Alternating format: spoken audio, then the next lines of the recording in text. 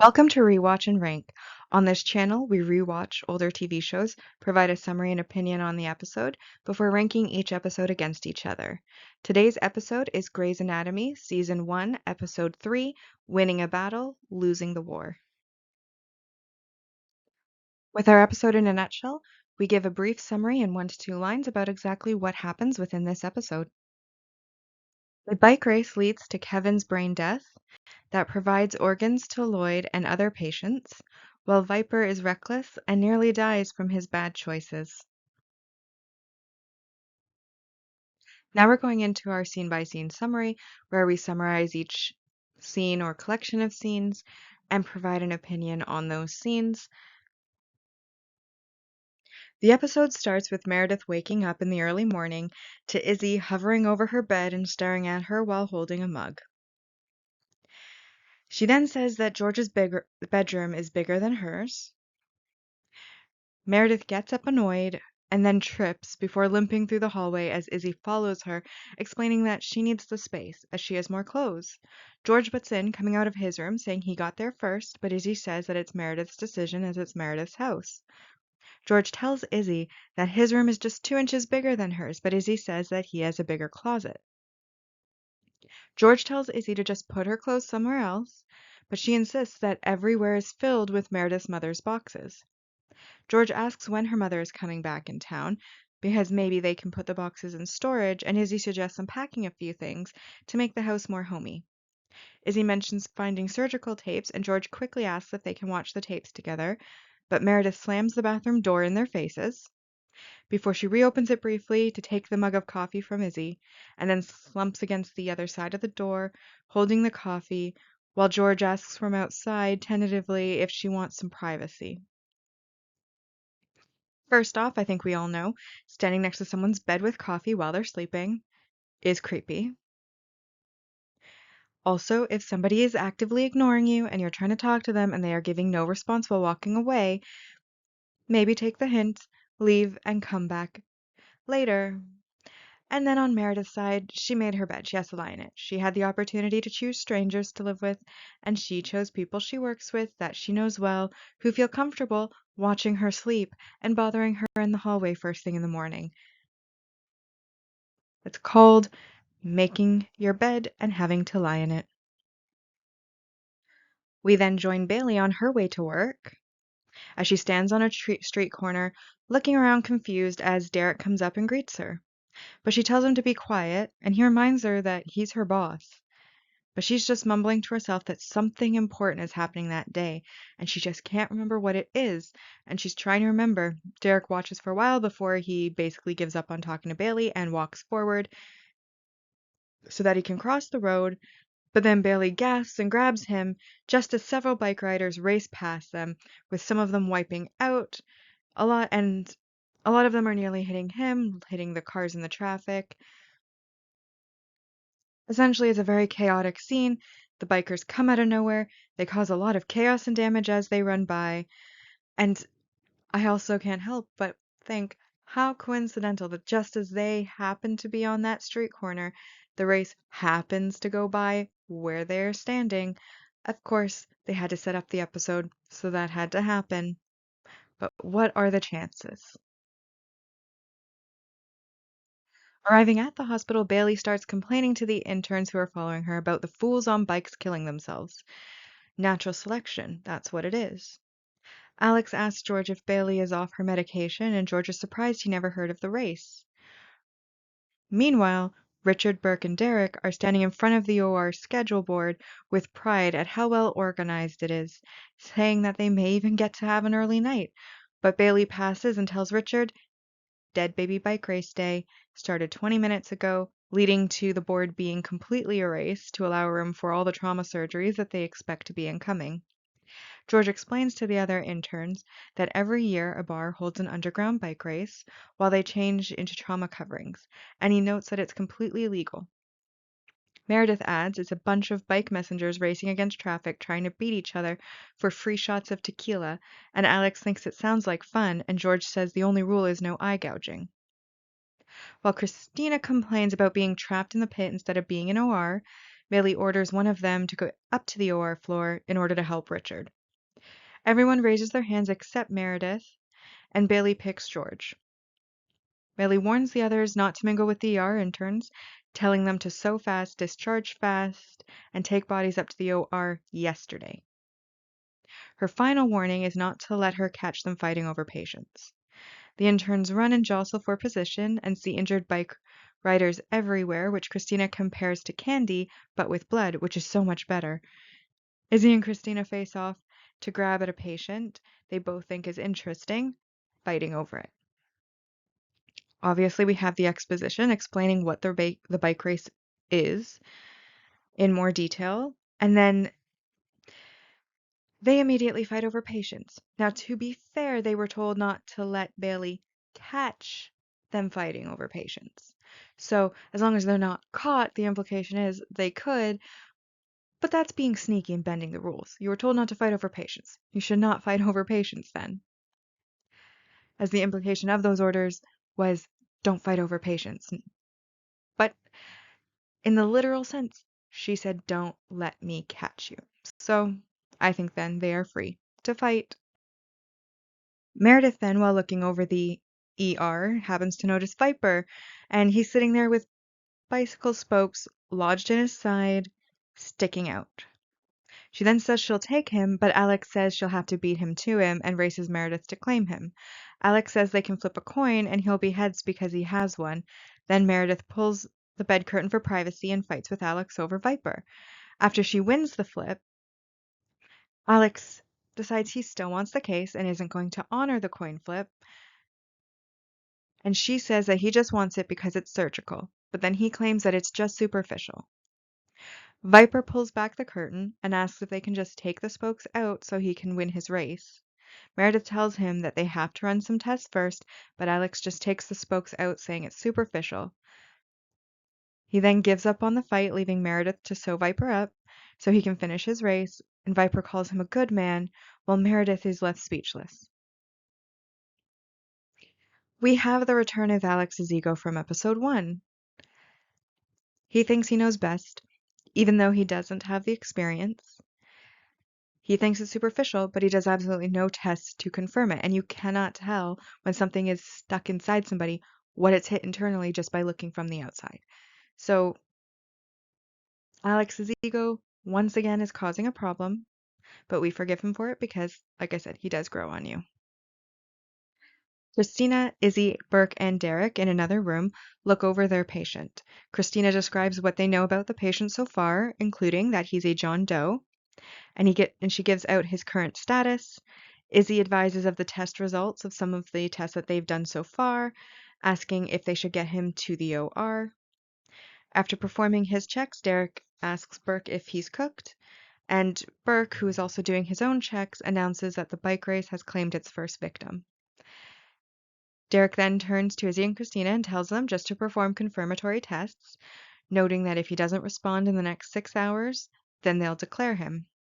Izzy asks what they'll declare him, and Christina replies they'll declare him brain dead.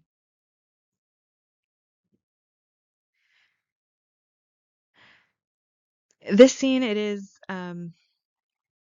interesting that Izzy wouldn't know what declare him meant. She went through med school. I'm sure she's aware that they declare people dead and what brain death is, yet she doesn't seem to really understand that concept at first here. And Christina, poor Christina, looks so disappointed that she followed this body with Izzy because she was hoping for a surgery, and now it doesn't look like she's going to get one. And you can read it all over her face, just how disappointed she is. Richard is about to scrub into the OR when George appears, saying that he was assigned to assist him, asking if he should also scrub in. He grabs some gloves, but before he can really put them on, Richard says that he's stuck in the OR all day, so George has to monitor his pre-op and post-op patients. He then tells him to pay special attention to a friend of his called Lloyd Mackey, saying that he needs to get him whatever he needs. It then pans to a nice and well-decorated room where Lloyd lights a cigarette as George comes in. As soon as George sees the cigarette, he starts panic, telling him he has to put it out. Smoking kills. While searching for a place to put it out, He tries to put it out in the garbage can, which was a bad idea. Then he goes, looks around, totally panicked, and then eventually ends up taking it into the bathroom to put it out in the sink. All the while, Lloyd is saying that liver cancer will kill him and the cigarettes are just speeding up the process.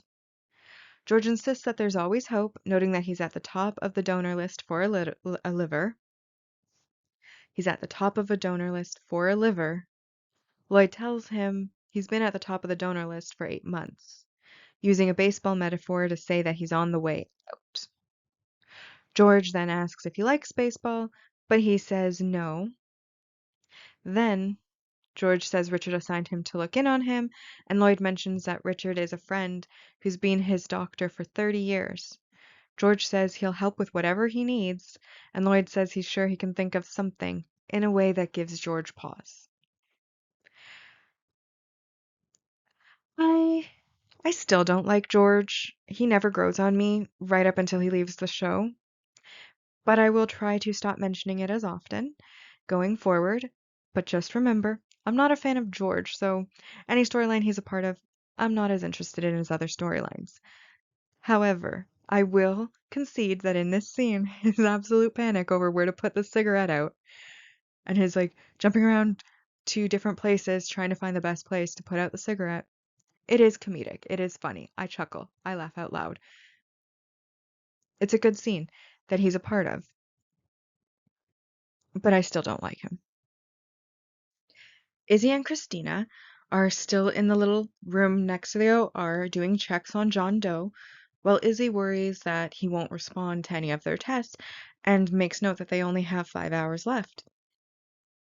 Christina tells her that if he doesn't respond to any of the tests, it means that he's already dead. Izzy then tells her that there could be a miracle just as Derek arrives and confirms that there could be. And that's why they do the checks over several hours to make sure there won't be. Sympathizing with them about not being able to perform surgeries, but advising that that is what do no harm means. Christina then says that she just wants him to hurry up and go into the light so she can get another case. Izzy looks at her shocked and then goes through John Doe's things before saying that she thinks he belongs to someone. Christina then says that it's a waste of a life, and Izzy agrees before Christina goes on to say that it'd be a waste of organs before rushing out.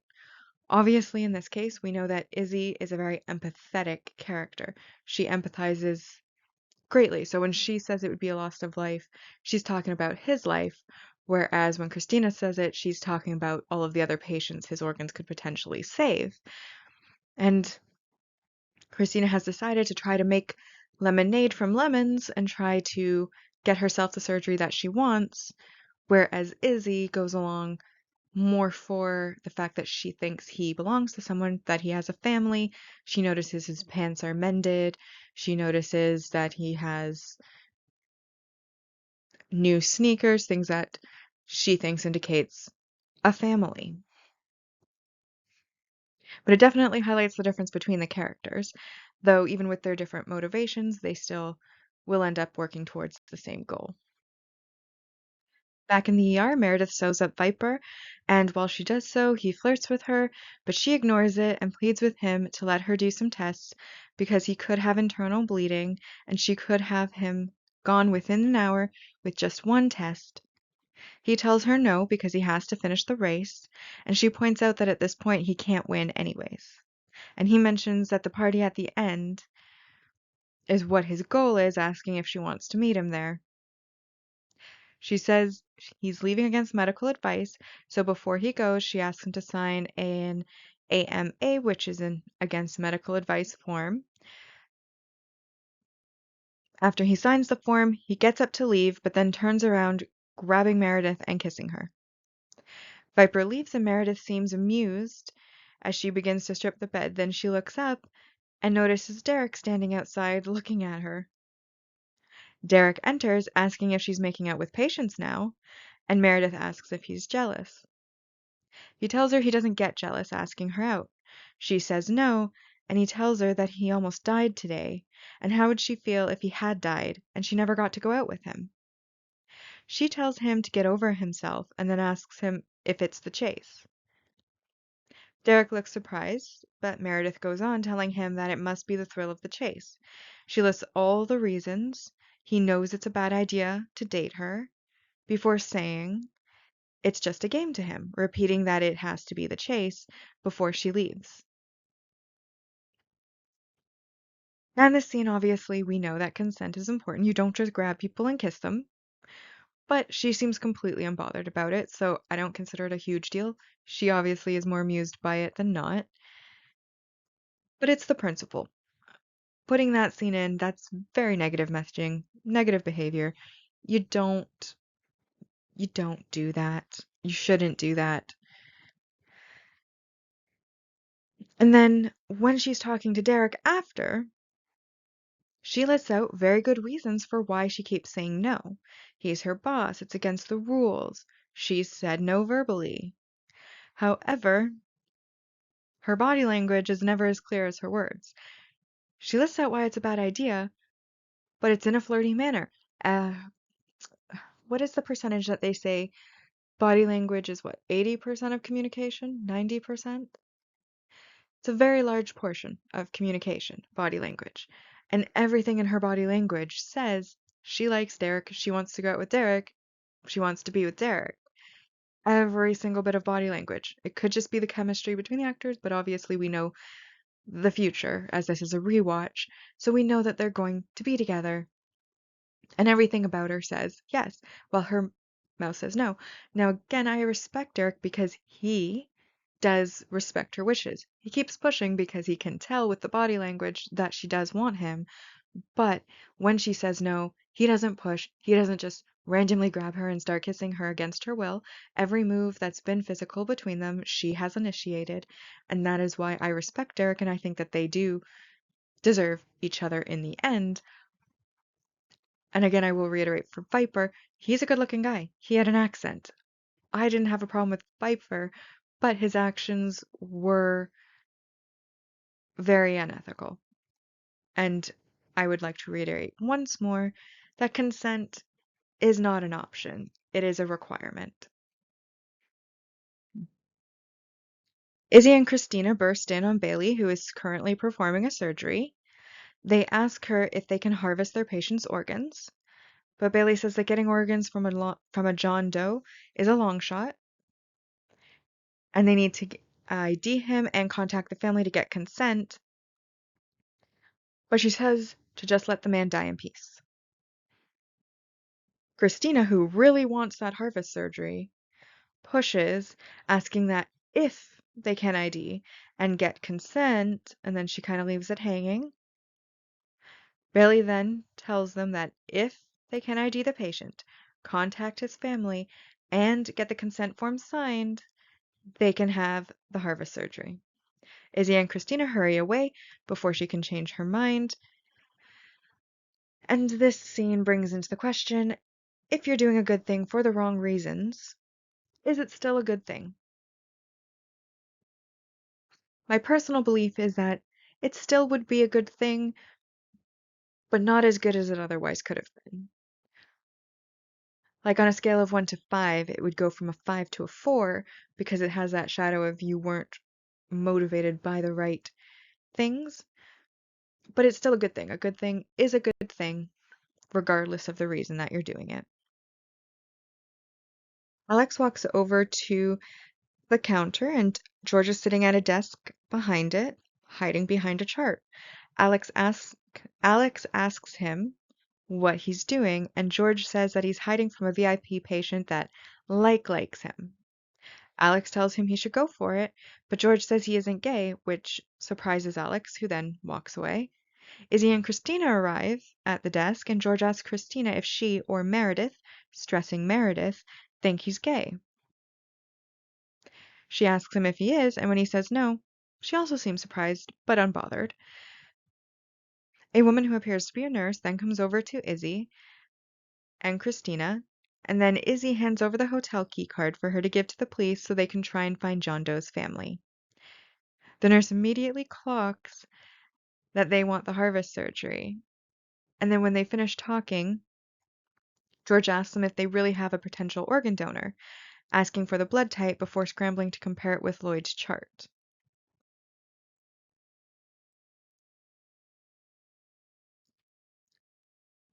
In this scene, the nurse is right when it comes to Christina, especially. Also a little bit Izzy, but unlike Christina, Izzy actually does genuinely care about finding John Doe's family, so it's not just about the surgery. So it is a little rude of the nurse to assume that they both have the exact same motivation, and that's the only motivation. Um, but yeah, poor George, everybody had a certain impression of him, and I still, I said I wasn't going to keep mentioning it, but I'll just say poor George. Back in the ER room, Izzy looks at the John Doe and speaks to him, telling him not to go into the light, and sharing his organs is really great, but she thinks he has a family, asking him to live. But then as soon as she's done speaking, he begins to crash, and she calls for Meredith, who runs in and asks why she isn't calling a code. But Izzy tells her that they can't call a code because he's brain dead. Izzy argues that they should go against the protocol, saying he has a right to the next 27 minutes, and after a few tense moments, Meredith says to screw it, and they decide to transfuse him. I'll be honest, when I've rewatched this in the past, and when I watched it for the first time, I didn't notice how much they really love going against policies and rules and general procedures and ethics. When I'm making these videos, this rewatch, because I'm ranking the episodes as well, I'm watching it with more like of an analytical, critical eye, something that I had not done before. And it's just a standout pattern that they just think rules are a suggestion, not an absolute. I mean, thank goodness this is fiction because this kind of behavior in reality from doctors would be really unforgivable, to be honest. But because it's fiction, because it's a drama, a lot of these things, you forgive it because you know that it's there for the entertainment value. And Izzy has already shown that she has a pattern of breaking the rules, not caring about the rules. But Meredith usually, while she gives hints of it, doesn't push it so far as to actually break the rules until right now. And now they're going to fully break the rules. And he doesn't have, like, if he's going naturally, let him go. If it was something that she had done that had caused it, then try to fix your mistake. But of course, they want that harvest surgery. George examines Lloyd while Lloyd flirts with him, asking what he's examining him for. George says that it's just routine medical stuff, while Izzy and Meredith find Christina on the stairs, and she's excited because their patient could become an organ donor, but needs heart surgery in order to remain viable. Izzy insists that he gets the surgery to live. Christina then tells Meredith Izzy is the vice president of Fantasyland before Meredith asks who they go to for the surgery, suggesting Bailey. But Christina says they need to go higher than Bailey in order for their plan to work. Meredith and Christina look into the men's bathroom to find Burke. They ask him to repair John Doe's heart because he's an excellent candidate for organ donation, and he notes that they really do like to cross the line, but says he's a surgeon who saves lives, and John Doe is already dead, telling them to either whip one out or get out. Meredith then turns to Derek for advice, so he hesitantly tells her to go over Burke's head and go to the chief. Izzy, Meredith, and Christina ask George, while he's eating lunch, how close Richard's VIP is to John Doe's liver, and he says that he's a very good match. So Christina asks if he wants to be in a transplant surgery. He says they don't have to manipulate him, telling them to just ask. And Izzy says they want him to go over Burke's head to Richard, and he replies to ask him something easier. George then approaches Richard as he leaves surgery, and Richard asks how Mackie is doing. George tells him that they may have a liver for him, and Meredith, Izzy, and Christina watch from the side as they converse. Alex walks over and sees the others watching George and Richard when Burke walks past and Richard stops him to talk to him while George quickly makes his exit. Once they're done talking, Burke looks over at Meredith, Izzy, and Christina, and they quickly scramble and hurry away. And Alex takes advantage and calls out to Burke, who is also turning to leave.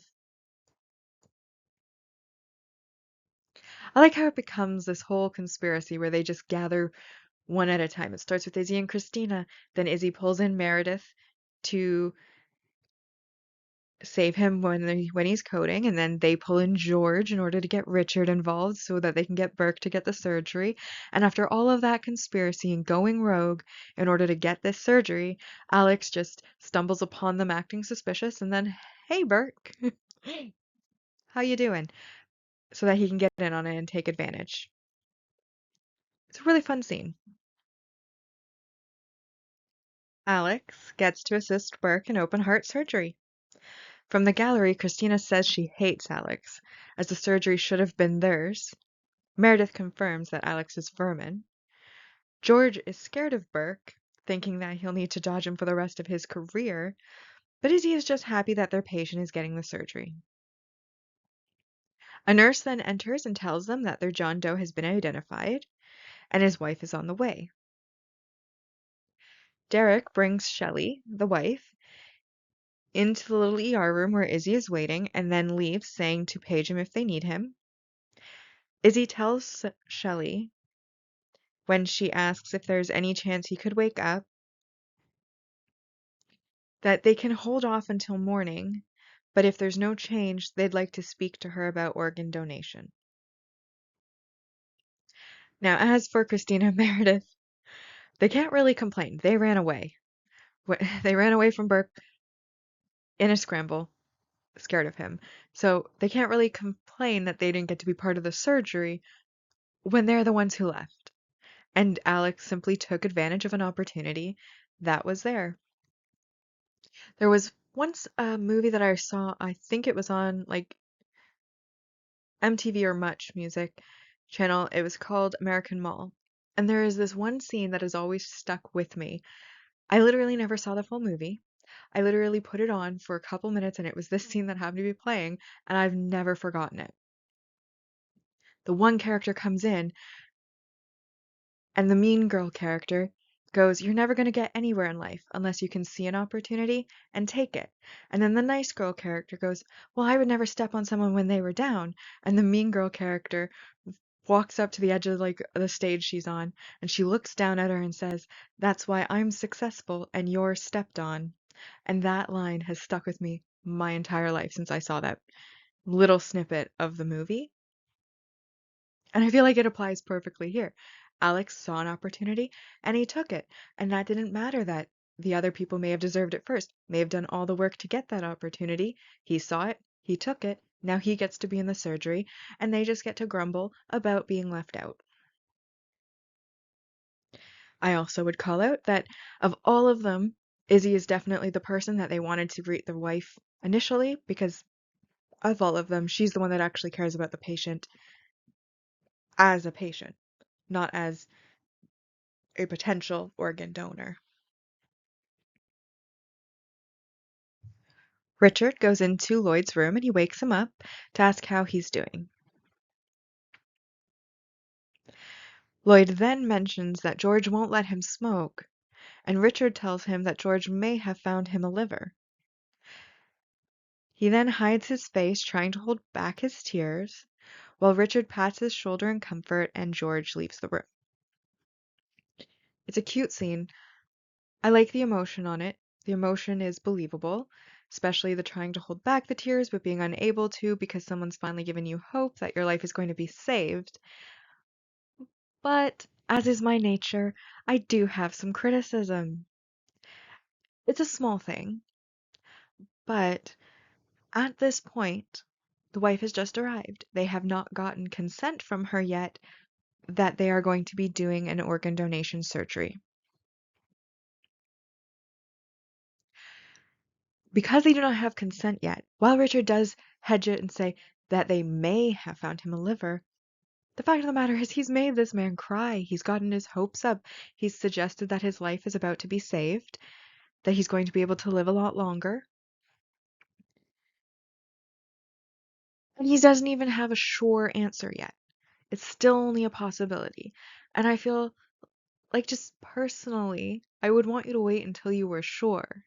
Don't tell me that you're saving me if you don't actually know if that's going to be the case, if you don't yet have consent, if you haven't yet gotten the form signed, if there isn't a surgery scheduled right then. I just think it was a bit premature to tell him, but at the same time, it's a great scene, it's very emotional,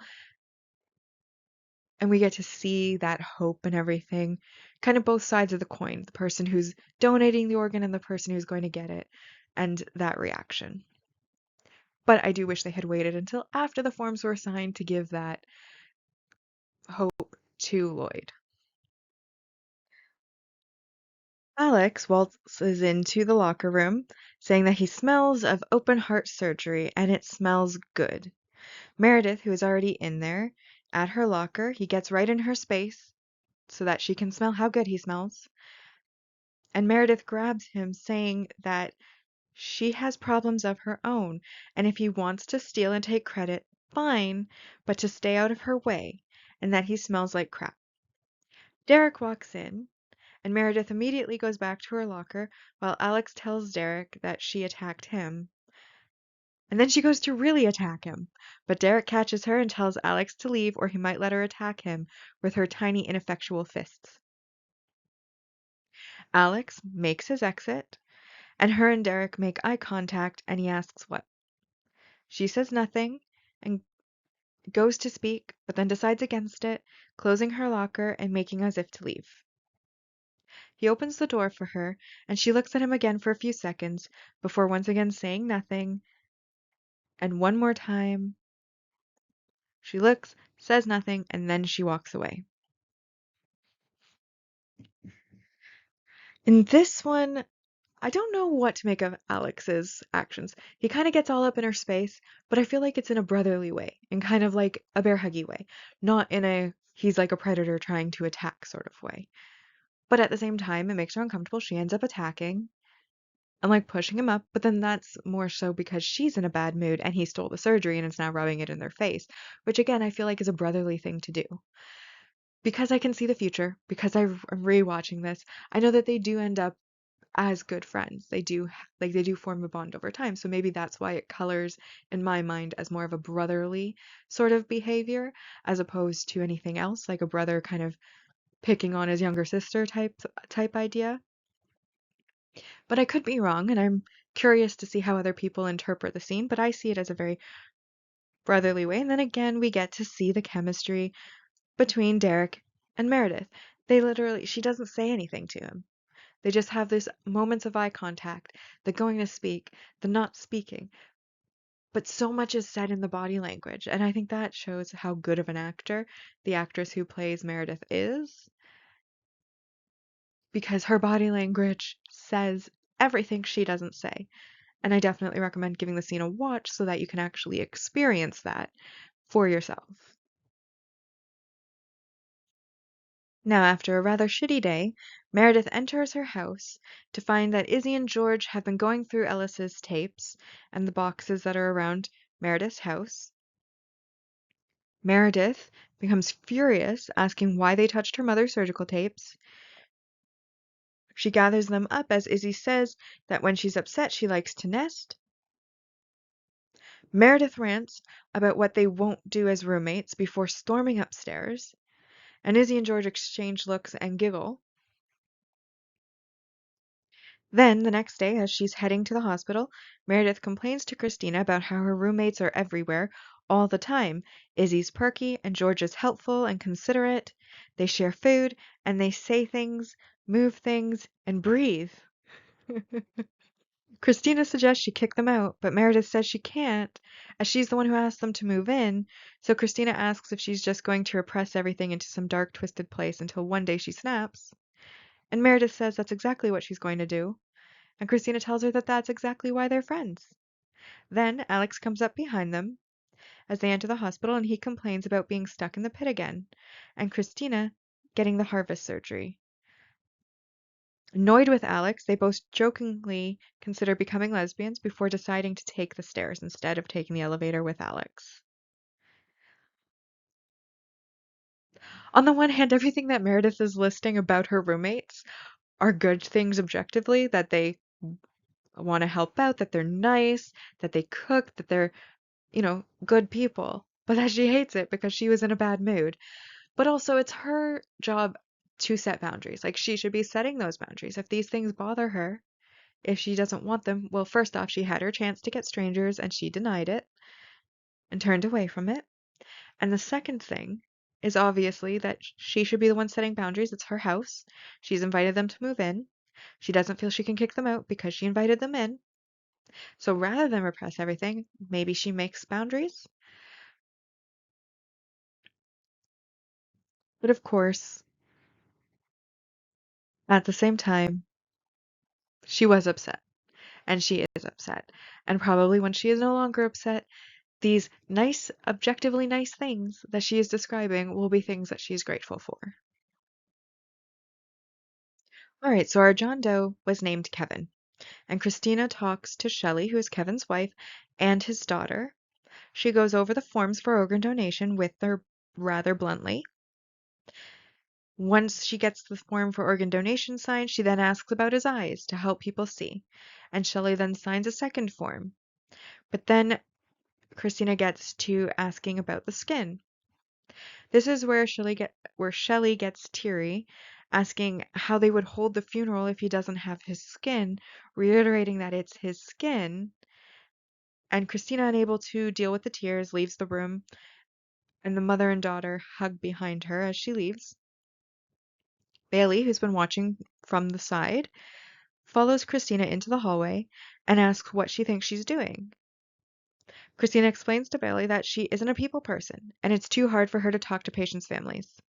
Bailey tells her that no one said it would be easy for her, and then asks Christina to tell her his name. Christina gives his name, which is Kevin, and Bailey reminds her that the man is a person, not just someone to harvest organs from, and then sends her back into the room.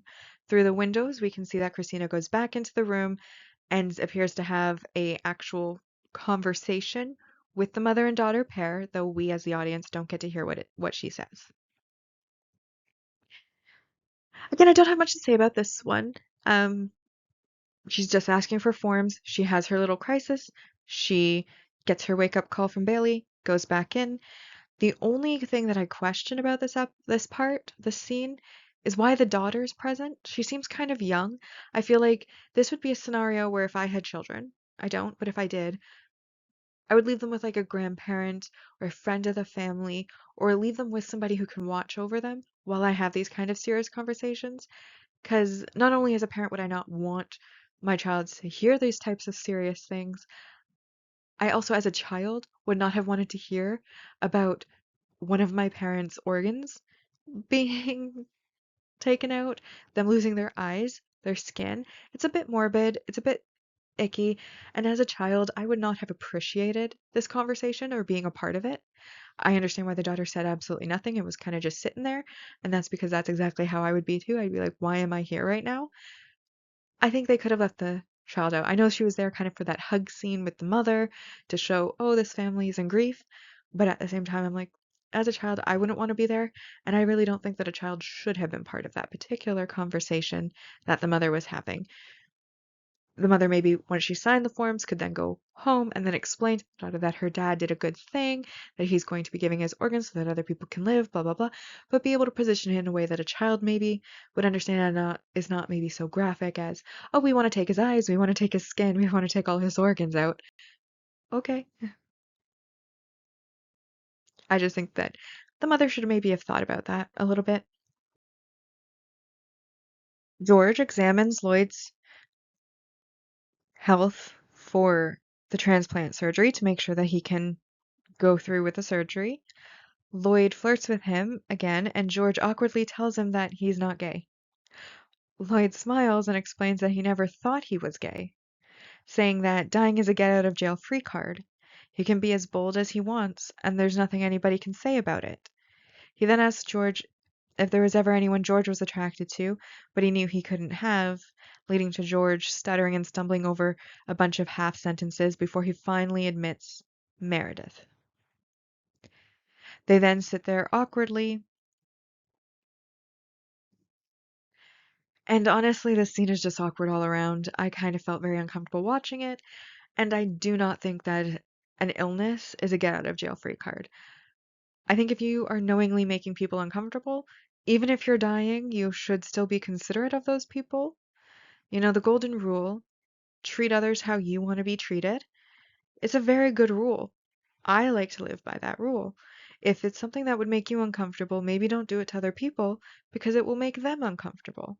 If it's something that you'd be fine and happy with, then you have an excuse to do that to other people because they should be fine and happy with it too. But I don't think that using an illness as a get out of jail free card is appropriate. But again, that's my opinion, and it's a small criticism. Overall, I just found this entire scene very awkward. Christina and Burke prep for the harvest surgery when he says that he's never liked harvesting. And then she asks him why. He says that's because as a surgeon, he saves lives, and harvesting ends one. Lizzie quietly whispers to Kevin that he did his best, and Christina looks at her, making her awkward, but Burke says that she was just saying her goodbyes. It's a very short scene, and the one thing I do pick up on are some vibes between Christina and Burke. Again, because it's a rewatch, I can see the future. I know where they go too. And this is the first time where they've really interacted, where I felt kind of those vibes starting. And I'm wondering if that's when the writers were starting to think that maybe they'll go down that path with a Christina Burke storyline. And that's why those vibes were there. But again, very short scene, kind of self-explanatory. While she is in the pit, the ER, Meredith sees Viper sitting in the waiting room, looking kind of uncomfortable and shifting in his seat a bit. She asks Alex why he's there and how long he's been waiting, but Alex says he doesn't know because he was busy on real cases. Meredith approaches Viper and he starts to cough, and then he tries to get up but ends up collapsing with blood coming out of his mouth. Meredith lifts up his shirt and sees that the area beneath his stitches has swelled up. So Meredith gets Viper onto a gurney, and then she gets on top of him in order to keep pressure on the stitches, which are tearing apart, as a nurse, and then tells a nurse to call Leo R to say that she's on her way and to page Bailey before yelling at Alex to push the gurney. They arrive at the OR, and Bailey is already scrubbed in, and she tells Meredith to get off her patient and go scrub in, ordering Alex to get back downstairs as punishment for only having time for the hot cases, saying that there's always one fool intern that likes to show off, and this time it's him.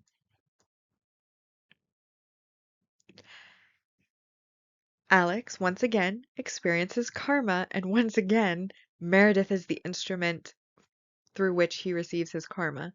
In the first episode, it was with the nurse, and she was the one who was able to give the right answer. He ended up kicked off the case. He ended up reassigned to Bailey's team. Now, Viper, he said it was superficial. He refused to do any tests. He made Viper believe that it was superficial, so he didn't listen to Meredith when she said she wanted tests. And now he's coming back. He needs surgery. He has internal bleeding. And once again, Meredith was right. If Meredith had been allowed to do her tests, he wouldn't have had to come back. And in punishment, Alex now doesn't get to be part of the surgery. He instead has to go back and deal with all the minor trauma from the bike race because he decided that he only wanted to take on the hot cases. Karma always is sweet, and unfortunately, Alex has to deal with it a lot because his ego is so extremely large. All right, so Lloyd is being prepped for his surgery on the OR table, ready for his transplant, and he starts to count backwards as the anesthesia to put him under starts to take effect. Izzy and Christina get to scrub in on the harvest surgery, and Izzy hesitates to join in, saying she doesn't want to take him apart, calling the other surgeons who are waiting for organs vultures waiting to pick him clean. But Christina positions it that every single one of those doctors represents someone who will live because of Kevin. And this changes Izzy's perspective, and she decides to join in. Richard and Burke then enter the room while Richard tells them he'll be next door whenever they're ready. The operation then is performed and the organs are taken out and placed into coolers and taken by the doctors who are waiting one by one so that they can be transported back to their own patients. When it gets to the liver, Burke places the liver onto a bowl of ice that George is waiting, and George takes it and hands it over to Richard, who then places it into Lloyd. After the heart is removed, all of the machines flatline, and the doctors all leave the room, except for Izzy, who remains. Christina looks back at her, and Izzy explains that he wants to sew him back up for his family, and Christina stays and helps her. Christina and Izzy then meet Shelley, and Christina tells Izzy to talk to her, and she tells her he is ready if and then Izzy approaches Shelley and tells her that he is ready if she'd like to see him, leading to her and her daughter, um, leading her and her daughter away to the operating room and passing Christina as they go. I really like the ending of this plot. I think it was meaningful. I was very close to tears. They didn't fall, but I was close, and that's usually as far as I come on fiction. So I think it was very successful emotional manipulation with the way that they did the surgery, the way they had all of the organs coming out, going out with the doctors. But again, I like that they added Lloyd into the storyline so that we can see it going from him, the liver, down to George, to Richard, and then into Lloyd, saving his life, and we get to actually care that one of the patients who was saved, we actually got to see who they were. And I think that added a certain level of meaning to it, which is what made the emotional response and the emotional impact of the scene that much better and that much stronger. We now move over to where Meredith and Bailey are coming out of surgery with Viper and meeting his friends in the waiting room.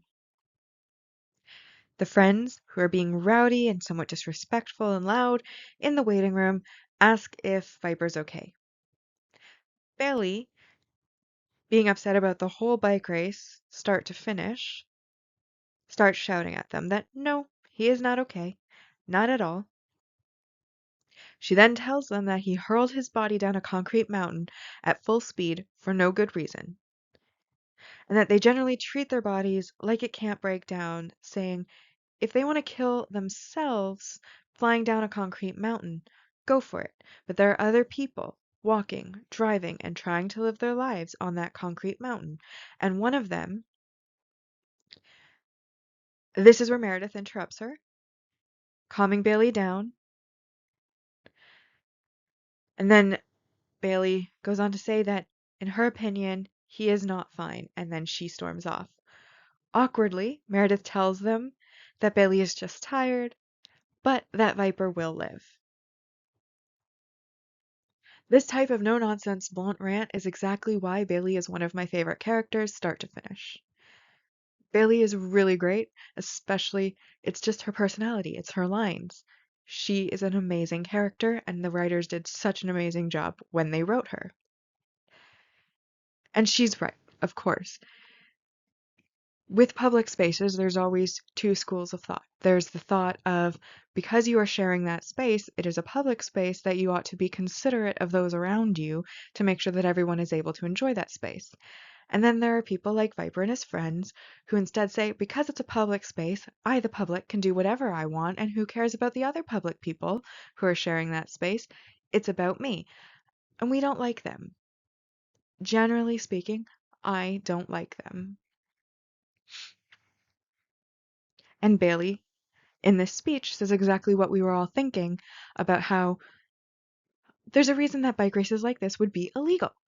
Even though it happens every year, why it is still considered to be illegal, and that's mentioned way at the beginning of the show, that it's illegal. And there's a reason for that, and that's because it causes damage and harm to those around the people participating.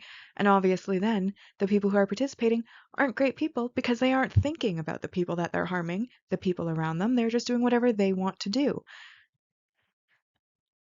So, again, Bailey, 100% right. Meredith now is ready to get going home. She's in the locker room, and then Derek comes in and he shuts the door, looking around, making sure that they're alone. He then tells her that it's not the chase. It's not a game.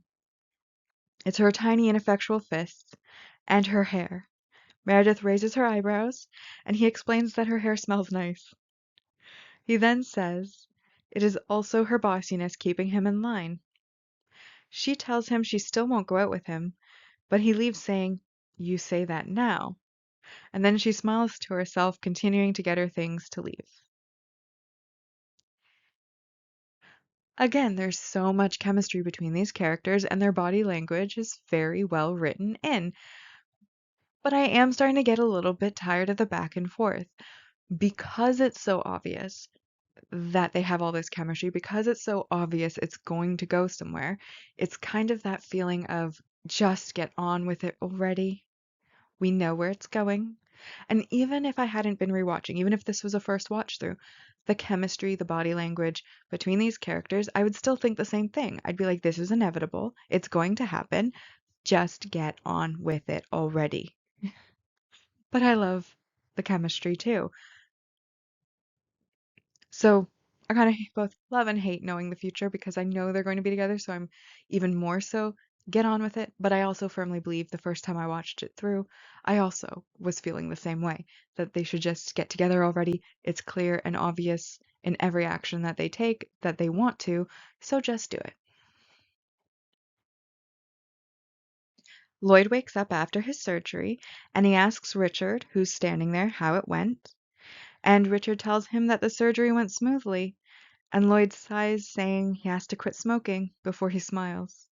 Richard leaves, and George holds Lloyd's hand, letting him flirt for one last time. Meredith, who is now walking out of the building on her way home, sees Viper in his room with all of his friends there to visit him, and she shakes her head laughing as they make eye contact briefly through the window. The scene, very short. It nicely wraps up that all of the cases ended successfully, apart from the organ donation, which even then could be argued that it ended successfully and that it saved many patients' lives, including Lloyd's. But it just wraps up all of the medical side of the show, so all that's left in the final scene, which is next, is the personal drama being all nice and wrapped up. In this final scene, Meredith opens her front door to find Izzy, Christina, and George eating pizza, drinking beer, and watching some of her mother's surgical tapes. Everyone stops to look at Meredith when she walks in, and George quickly blurts out that Christina made them watch the tapes. Christina gives him a look, and Meredith pauses for a moment and then asks what they are watching. She then joins them and lets the tape continue to play. At this point, she's either given up on setting boundaries or she's now in a good enough mood that she doesn't feel that she needs those boundaries anymore. And it could also have to do with Christina betraying her and now wanting to watch the tapes as well. But she gives in. Instead of yelling, instead of storming off, instead of being upset about it, she joins them instead. She's come over to the dark side. And with that personal drama with the new roommates is resolved, all the medical cases are resolved, and the episode is able to be wrapped up with a nice, neat little bow. So now that our episode is done, we now get to rank the episode. In the rankings, we use two lists. We use the mostly objective list and we use the personal ranking list. The mostly objective list, of course, is mostly objective because my bias and judgment still applies, but emotion doesn't, and that's what makes it mostly objective. And then the personal ranking, where it's all on based on my personal feelings and how much I liked the episode and how many good vibes I got while I was watching the episode. All right, so on the screen now are the mostly objective rank values, and I've highlighted the ones that apply, and we'll start with the positives. So, worth 1 point each, we have the single episode supporting character introductions, which were Viper and Mackie. We then, worth 3 points, have a successful emotional impact, and that is that harvest scene with Kevin and the doctors taking the organs out to save lives, including Lloyd's life. And then, worth 4 points, we have relationship development of a main relationship. Now, have they actually progressed into dating or doing anything? No, but I felt like in this case, in this episode, it's kind of clarified Derek's motivation. He's basically Meredith laid out her concerns, and then in the locker room at the end, he came out and basically countered those concerns and said that's not what it's about and expressed genuine interest. And in the locker rooms, they also had those moments of sharing, locking eyes, having that chemistry, and all of that. And it felt like, even though they're still kind of stagnant and we still kind of are like, get on with it already, I felt like this was the first step to actually get on with it because now we've clarified the emotions behind it, clarified what they're thinking, and it's like a nice starting step that they can then move forward on. So I consider that it's very minor development, but it is a little bit of a development. So that's the 4 points. So with all of these points added together, it's right now sitting at a 9. But there are some negatives. The first negative is obviously the negative messaging, the going against hospital policies, the forceful kiss from Viper to Meredith, which did not have consent. And even though it didn't bother her, again, it's the principal, and that's very negative messaging, very negative behavior. So that is a -2. And then I also added a failed emotional impact. I believe that the episode was going for 2 emotional impacts here.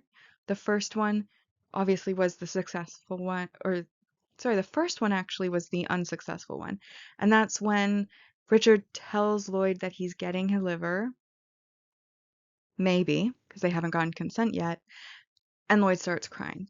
And do I think that's a nice scene? Yes, but I didn't really feel anything at that point. I hadn't really cared about the character that much, and I kind of was more distracted by the fact that Richard was telling him and giving him this hope before it was due than actually like living in the moment and feeling what Lloyd was feeling. So I feel like that failed because I didn't care. I didn't feel anything. It didn't really tug on my emotions. If anything, the emotions were completely overshadowed by just the timing of when they were giving the information. So that to me was failed, and that's a -3. And so once we've considered all of these things, we then end up with a total score for this episode on our mostly objective list of 4 out of 10. So we have our mostly objective rankings, and right now it is in episode order. So in first place, we have A Hard Day's Night. In the second place, we have The First Cut is the Deepest. And then in third, we have Winning a Battle, Losing the War, the current episode. On my personal ranking, this is different. And I'm going to tell you what my personal ranking is and the reasons behind it. So let's start with the reasons. First off, I really liked the Meredith and Derek moments. I felt like there was a meaningful plot with the John Doe, with the ups and downs and the conspiracy of having the harvest surgery, all that Izzy stuff. Viper, I thought he was a cute guy. But the negatives, again, they're going against policies, they're going against the rules. There's that lack of consent moment. There's the fact that Lloyd was kind of. I was really glad he was saved, but he wasn't my favorite character throughout any of it. like he kind of failed for me as a character. There was also the whole roommate thing and the drama of her going against what she said she wanted and then reaping what she had sown and then being all upset about it. And of course that is resolved at the end.